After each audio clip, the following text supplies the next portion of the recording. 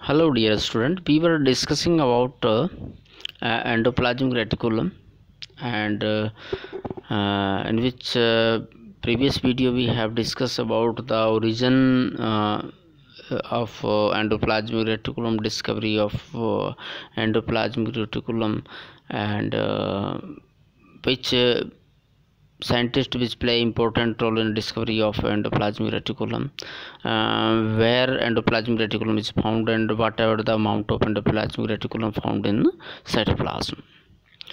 और फिर इसका ओरिजिन या उद्भव अंतःप्रदित जालिका का उद्भव कैसे होता है ये हमने प्रीवियस वीडियो में पढ़ा। उसके बाद में we have discuss about two basic type of morphological type of endoplasmic reticulum. Endoplasmic reticulum के दो प्रकार होते हैं, रफ एंडोप्लाज्मिक रेटिकुलम और स्मूथ एंडोप्लाज्मिक रेटिकुलम। अब स्मूथ एंडोप्लाज्मिक रेटिकुलम और रफ एंडोप्लाज्मिक रेटिकुलम, इनको हम सेपरेट कैसे करते हैं? इसको हम एक सेंट्रीफ्यूगेशन जो एक सिंपल प्रोसेस है, उसमें हाई डेंसिटी वाला जो मॉलिक्यूल्स है वो नीचे सेडिमेंट हो जाता है और जो लो डेंसिटी वाला है वो ऊपर फ्लोट करता है किसी मीडियम में। अगर हम उसको एक डेफिनेटली उसके किस आरपीएम में उसको हम घुमाएंगे तो जो स्मूथ एंडोप्लाज्मिक रेटिकुलम और रफ एंडोप्लाज्मिक रेटिकुलम होती है उसको पहले हम सेपरेट करते हैं। सेपरेट करने के बाद में उसको होमोजेनाइजेशन करते हैं, मतलब उसको घुमाते हैं।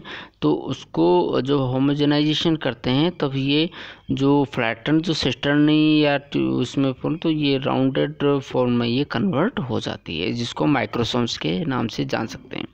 माइक्रोसोम्स में कन्वर्ट हो जाएगी। अब इसमें स्मूथ एंडोप्लाज्मिक रेटिकुलम भी है, इसमें स्मूथ एंडोप्लाज्मिक रेटिकुलम भी है और रफ एंडोप्लाज्मिक रेटिकुलम है। देन उसके बाद में सेंट्रीफ्यूगेशन होगा और सेंट्रीफ्यूगेशन के बाद में यहाँ पे ये सेंट्रीफ्यूगेशन क्या है? एक डेफिनेट कुछ आरपीएम पे हम उस जो टेस्ट ट्यूब जिसमें हम एक तो उसका जो मीडियम है, जैसे इसमें सुक्रोज सॉल्यूशन है तो सुक्रोज सॉल्यूशन भरेंगे। सुक्रोज सॉल्यूशन में ये हम रफ एंडोप्लाज्मिक रेटिकुलम और स्मूथ एंडोप्लाज्मिक रेटिकुलम को सॉल्यूशन में रख देते हैं और उसके बाद में उसको एक पर्टिकुलर आरपीएम में उसको घुमाते हैं, जिसको हम सेंट्रीफ्यूगेशन के नाम से जानते हैं। देन उसके बाद में जब सेंट्रीफ्यूगेशन एक डेफिनेट आरपीएम पे पूरा हो जाता है तब हमें उसको बाहर निकाल देते हैं, सेडिमेंट होने देते हैं। सेडिमेंट होने के बाद में हमें क्या मिलता है? ऊपर की तरफ हमें मिलती है स्मूथ माइक्रोसोम्स और नीचे की तरफ में मिलेगी रफ माइक्रोसोम्स, है ना। स्मूथ माइक्रोसोम्स रिप्रेजेंट करती है स्मूथ एंडोप्लाज्मिक रेटिकुलम और ये इनका लो डेंसिटी होने के लिए वो ऊपर प्लॉट करती है, और जो रफ माइक्रोसोम्स होती है वो रिप्रेजेंट करती है रफ एंडोप्लाज्मिक रेटिकुलम और ये नीचे की तरफ सेडिमेंट रह जाती है। देन उसके बाद में हम इसको सेपरेट कर लेते हैं और then we will discuss study करते हैं रफ एंडोप्लाज्मिक रेटिकुलम की क्या प्रॉपर्टीज़ है और स्मूथ एंडोप्लाज्मिक रेटिकुलम की क्या प्रॉपर्टीज़ है। This is very good diagram of endoplasmic reticulum. और यहाँ पर अगर आप देखेंगे सबसे पहले ये दिस इज़ द न्यूक्लियस है, केंद्रक है, और इस केंद्रक में देखिए ये न्यूक्लियर इन्वेलप है, ये इसमें पोर्स इसमें नज़र आ रहे हैं, देखिएगा पोर्स हैं और एक पोर्स के थ्रू यहाँ पर देखिएगा दिस इज यहाँ पे एंडोप्लाज्मिक रेटिकुलम न्यूक्लियर की जो आउटर मेम्ब्रेन है उससे कंटिन्यूसली अटैच्ड होती है और यहाँ पर ये क्या है कि ट्यूब्स के रूप में इस तरह से इनफोल्डिंग रहती है। तो इसको हम क्या बोलेंगे? इसको हम बोलते हैं सिस्टर्नी। क्या बोलें? सिस्टर्नी। तो सिस्टर्नी के रूप में ये रहती है। देन उसके बाद में ये कुछ ट्यूब लाइक स्ट्रक्चर भी है। यहाँ पे जो न्यूक्लियर मेम्ब्रेन की जो आउटर मेम्ब्रेन है वहाँ से इसकी जो आउटर सरफेस है इस पर आप देखिएगा कुछ डॉट डॉट लाइक स्ट्रक्चर इससे अटैच रहती है, जिसको हम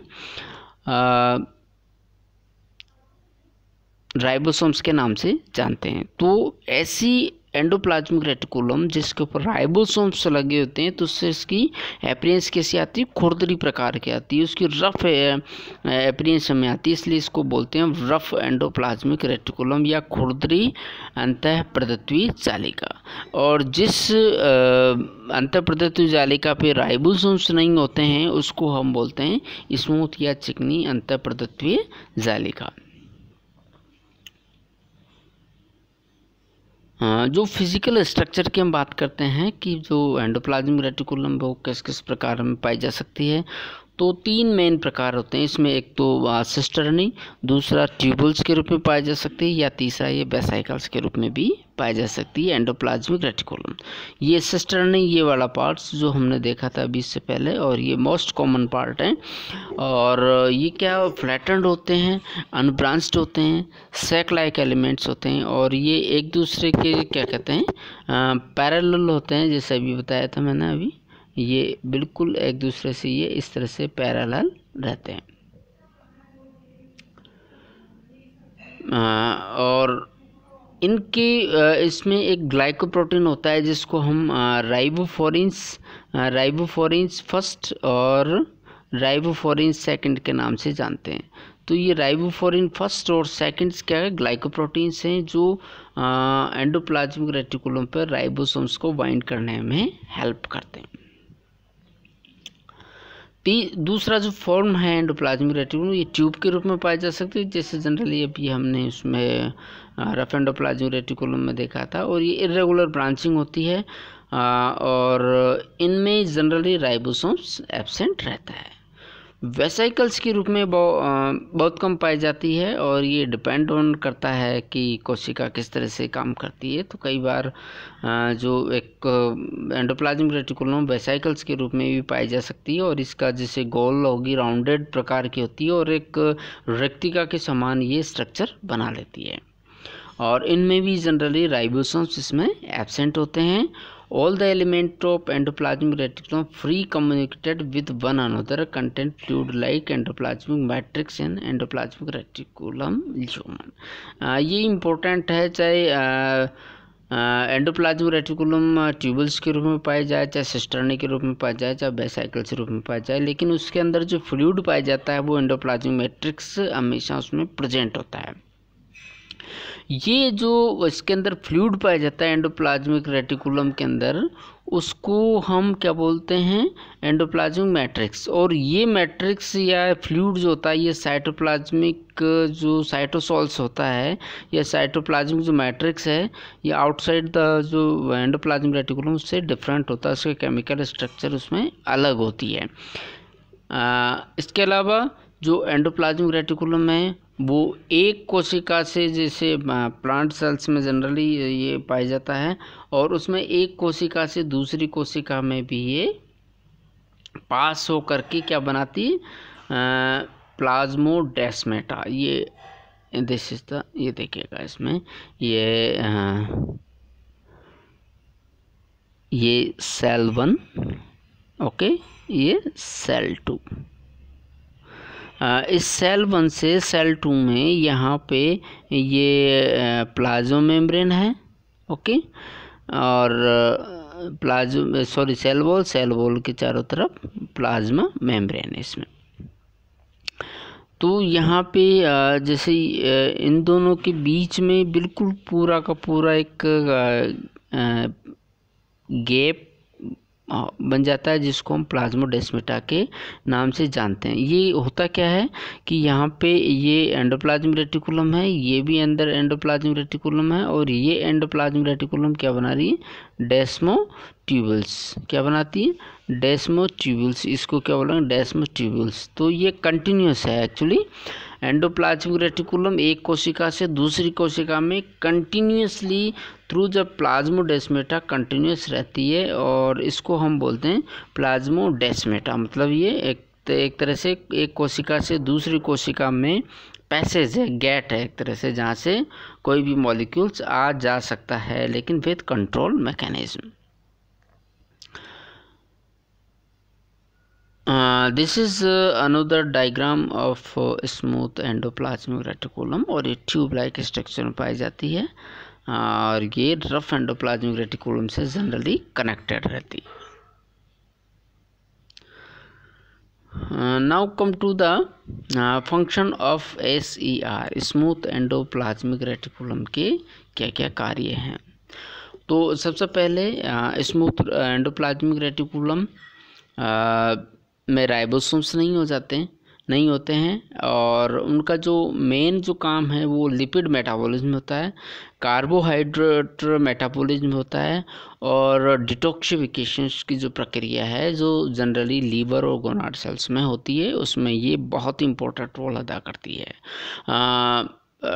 इसमें एक बहुत इम्पोर्टेंट है ड्रग डिटॉक्सिफिकेशन या दवाओं का विषाक्तीकरण। जब भी कोई भी हम विषाक्त चीज़ खाते हैं तो वो शरीर में जाता है, लीवर उसको न्यूट्रलाइज करता है। न्यूट्रलाइज कैसे करता है? उसमें हाइड्रोक्सिलेशन प्रोसेस के थ्रू करता है। और ये हाइड्रोक्सिलेशन प्रोसेस क्या है? हाइड्रोक्सिलेशन या हाइड्रोजनीकरण प्रक्रिया क्या है? इसमें कोई भी मॉलिक्यूल्स है उसमें ज़्यादा से ज़्यादा वाटर मॉलिक्यूल्स जोड़े जाते हैं। जितने वाटर मॉलिक्यूल्स उसमें जोड़े जाएंगे उसकी विषाक्तनेस या उसकी जो टॉक्सिसिटी है वो उतनी ही कम होती जाती है। तो जितने और ये सारी चीज़ें होती है स्मूथ एंडोप्लाज्मिक रेटिकुलम जो जनरली सेल्स ऑफ लीवर और गोनाड सेल्स में पाए जाते हैं। तो उन सेल्स की जो स्मूथ एंडोप्लाज्मिक रेटिकुलम है वो ड्रग डिटॉक्सिफिकेशन का कार्य करती है, मतलब हाइड्रोक्सिलेशन प्रक्रिया में वो बहुत इम्पोर्टेंट रोल अदा करती है। इसके अलावा जो smooth endoplasmic reticulum lipid metabolism में काम करती है, लिपिड का सिंथेसिस करती है, कार्बोहाइड्रेट मेटाबॉलिज्म में काम करती है और इसके अलावा ये फॉस्फोलिपिड का भी सिंथेसिस करती है स्मूथ एंडोप्लाज्मिक रेटिकुलम। और phospholipid as we know that it is very important molecules and fundamental molecules for construction of any type of membrane। और मेम्ब्रेन का जो फॉर्मेशन होता है उसी पे पूरी सेल्स का फॉर्मेशन रीऑर्गेनाइजेशन होता है। तो फॉस्फोलिपिड का जो प्रोडक्शन है वो भी स्मूथ एंडोप्लाज्मिक रेटिकुलम होता है और ये पूरी कोशिका को एक शेप देने में बहुत इंपॉर्टेंट रोल अदा करती है। Cell which secrete these products such as those in testes, ovaries and skin oil glands have a great deal of smooth endoplasmic reticulum। बहुत सारे प्रोडक्ट्स जो रिलीज़ किए जाते हैं अलग अलग जो ऑयल ग्लैंड्स वगैरह से, तो उनको कोशिका से बाहर कैसे निकालना है, एक कोशिका से दूसरी कोशिका में कैसे पहुंचाना है, और उन सब में जो स्मूथ एंडोप्लाज्मिक रेटिकुलम एक मीडिएटर का काम करती है, बहुत इम्पोर्टेंट काम करती है। इसको हम आगे देखेंगे। डिटॉक्सिफिकेशन हो गया जिसमें यह विषाक्तीकरण, जिसमें एक हार्मफुल जो मटेरियल है जैसे ड्रग्स है, पॉइजन है, उसको ड्रग्स है या पॉइजन है उसको हार्मलेस प्रोडक्ट में, हार्मलेस में कन्वर्ट कर और उसको सेल्स क्या कहते हैं शरीर से बाहर निकालने में मदद करती है। इसके अलावा दूसरा है फॉर्मेशन ऑफ ऑर्गेनेल्स। कुछ जो smooth endoplasmic reticulum Golgi apparatus, lysosome और वेक्यूल्स के फॉर्मेशन में भी बहुत इंपॉर्टेंट रोल अदा करती है। इसके अलावा it also carries out the attachment of receptor on cell membrane protein and steroid metabolism। ये बहुत इंपॉर्टेंट है। जो भी बाहर से मॉलिक्यूल्स आते हैं उनको एक अटैचमेंट रिसेप्टर जो साइट प्रदान करती है। मसल सेल्स में बहुत इंपॉर्टेंट रोल अदा करती है स्मूथ एंडोप्लाज्मिक रेटिकुलम और ये कैल्शियम आयन के कंसंट्रेशन को रेगुलेट करती है। इसके अलावा जो स्मूथ एंडोप्लाज्मिक रेटिकुलम में एक ग्लूकोज 6 फॉस्फेटेज एंजाइम्स पाया जाता है। कौन सा enzyme? Glucose 6 phosphate enzymes. Glucose 6 phosphate enzymes क्या करता है? ये एक्चुअली कन्वर्ट कर देता है ग्लूकोज को ये कन्वर्ट कर देता है सॉरी ग्लूकोज 6 फास्फेट को कन्वर्ट करेगा ग्लूकोज में, जिसको हम नियोजेनेसिस के नाम से जानते हैं। एक तो ग्लाइकोलाइसिस होता है और एक होता है ग्लूकोनियोजेनेसिस का रिवर्स होता है बिल्कुल ग्लाइकोलाइसिस का, जहाँ से ग्लूकोज 6 फास्फेट से ग्लूकोज का फॉर्मेशन होता है और आगे की जो प्रक्रिया चलती है पायरुवेट में कन्वर्ट ग्लाइकोलाइसिस में होता है, इसमें रिवर्स प्रक्रिया होती है और उस बहुत इम्पोर्टेंट पाथवे है। तो ये भी एंडोप्लाज्मिक रेटिकुलम में ही संपन्न होता है। स्मूथ एंडोप्लाज्मिक रेटिकुलम ये हाईली कर्व्ड और ट्यूबुलर होती है, जैसे पहले ही बता दिया, कुछ पाइप लाइक स्ट्रक्चर होती है, नेटवर्क बनाती है।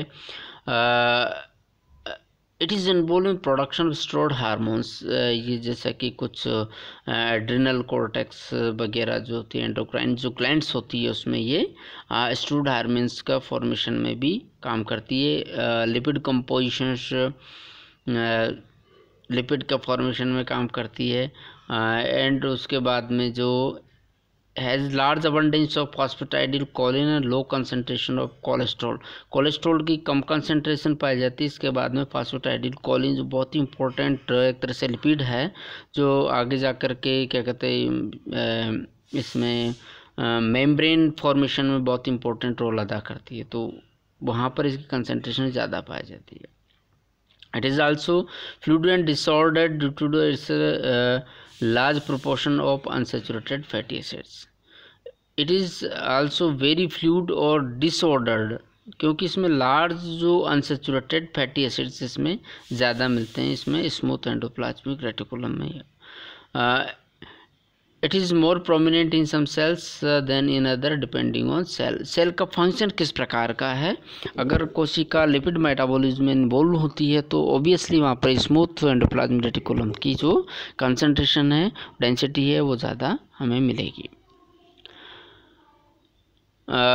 जैसा अभी बताया कि मेन जो काम है इसका कुछ कैल्शियम जो है, कैल्शियम का पंपिंग और उसका स्टोर और कोशिका कैल्शियम का, तो कैल्शियम को स्टोर करने में, रिलीज़ करने में स्मूथ एंडोप्लाज्मिक रेटिकुलम का बहुत बड़ा रोल है। इसके अलावा जो मसल सेल्स होती है उसमें इस मॉडिफाइड स्मूथ एंडोप्लाज्मिक रेटिकुलम पाई जाती है, जिसको हम सार्कोप्लाज्मिक रेटिकुलम के नाम से जानते हैं, जो एक्साइटेशन रिलैक्सेशन में काम करती है।